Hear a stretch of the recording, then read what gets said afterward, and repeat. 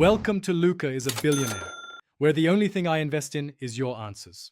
You start by confirming the current SIM-PIN and locating the PUK as a fallback.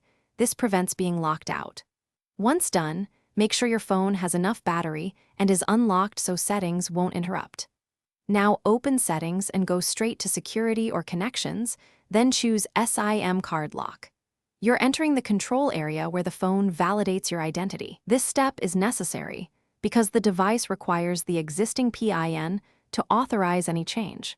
You now select Change SIM-PIN and the phone will immediately prompt you for the current code. Provide it to prove ownership. Once accepted, type a new 4 to 8-digit PIN and then confirm it to prevent typos. Make sure to pick a number that you can remember, but that isn't trivial because using simple sequences increases risk. After confirmation, the device writes the new PIN to the SIM. This is why you must confirm twice to ensure the new code is stored correctly.